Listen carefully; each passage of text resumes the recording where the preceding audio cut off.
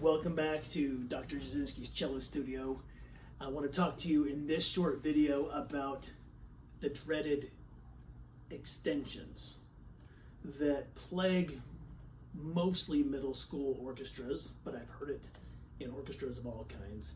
And it is the extension on the cello between 1 and 4. Specifically in first position on the lower strings, we get these C sharps and F sharps that when played in a group of cellos often sounds like a muddy river. So we're trying to take care of that, and I find that the terminology that we use to talk about the finger position is a little bit maybe wrong, that gives us the wrong idea.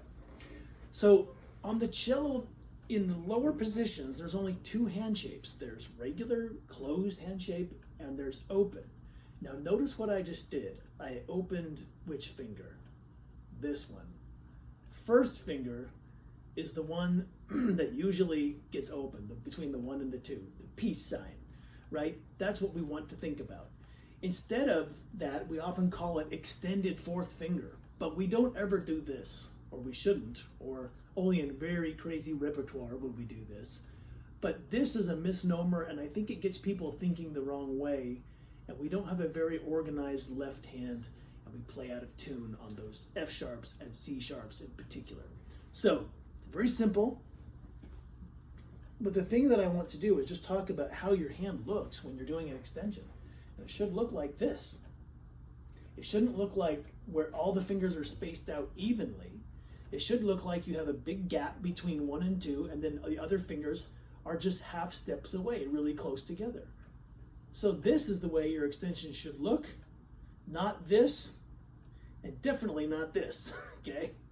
So when you're playing your scales, and you want to think, you open up your second finger, and then you make that the center of your hand, and then your pinky is just in the natural fourth position spot.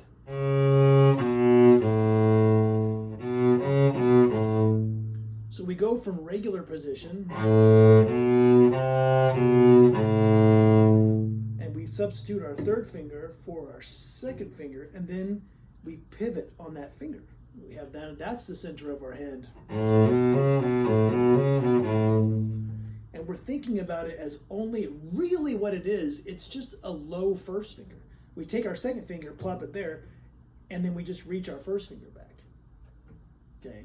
So really, instead of your second finger on the G string being on B flat, we just go, now it's on B, and everything else is the same proportion up here. Fourth finger hasn't changed in relationship to second finger at all.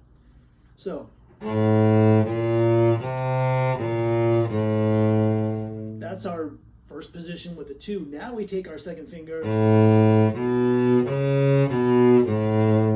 What we're doing is we're just focusing on this stretch right here, and everything else is left alone.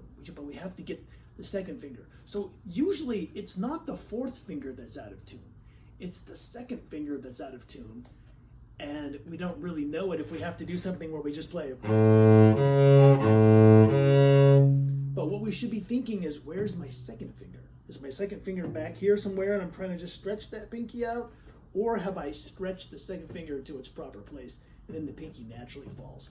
I hear this very often when we go from an open string to an extended fourth finger. So for example, all kinds of bad notes in there. We're trying to go from open D to C sharp, for example. So if you can think before you even play the C sharp, while you're playing your D, think, I got to get my second finger on B. Open that up.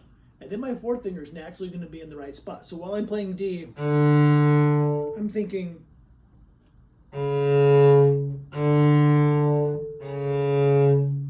that this hand shape has got to be there.